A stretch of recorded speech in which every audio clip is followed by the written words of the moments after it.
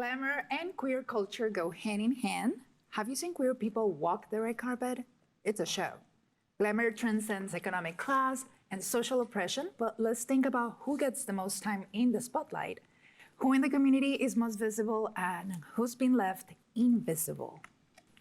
That's the million-dollar question. That is the question. I think my interpretation of who gets left out for me, from my perspective, has always been just Black culture in general, and even that entering into any space.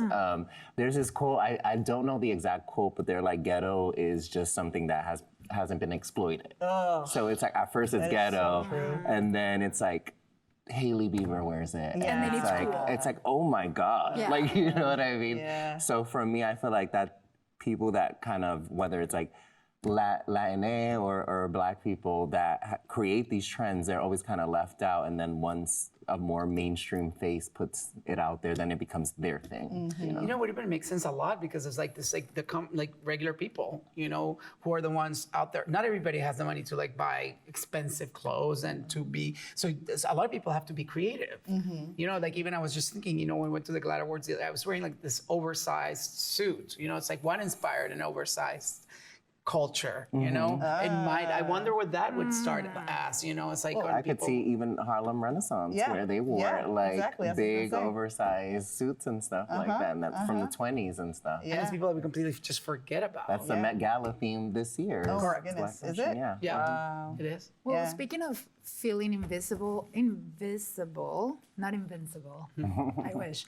I want to speak up for my trans men brothers who usually are not talked about enough in any type of conversation, whether it's fashion or political, civil, human rights. A lot of times people don't even care to know what's going on with them. It's always about the fight against trans women. And we forget that there's an entire population of people, trans men, non-binary people, that are not being talked about enough.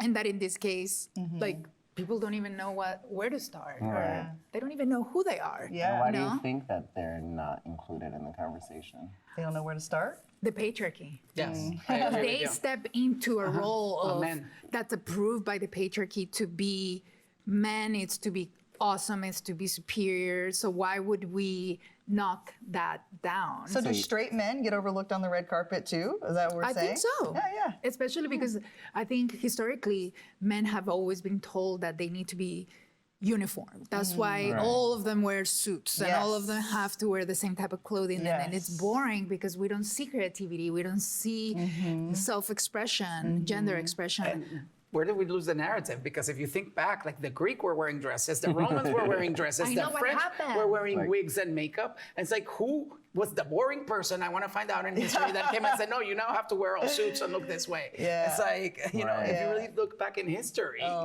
men were warriors and they were wearing skirts to go to war. Yeah. So how did we lose that? I want to go back to that. So true. Lesbians, gosh, is so wonderfully diverse these days, right? We used to think of a lesbian as me, softball lesbian, PE teacher. But I mean, we have so many feminine lesbians. But I think the same thing is true, whether you're a masculine presenting person or a feminine presenting person. When you're getting dressed up, you are sort of still being viewed and viewing yourself through the eyes of the patriarchy and what is beauty standards and what is appropriate. And even when I'm in my nicest suit, I'm still, oh, there's a woman in a suit who's being like a man, or, and so, there's a beautiful feminine woman. I didn't even know she was a lesbian. And people are like, you know what I mean? That's considered the best thing. And you can relate too with the trans community. If you pass, you're somehow higher. Or if you're masculine in the gay community, you're somehow higher in the hierarchy.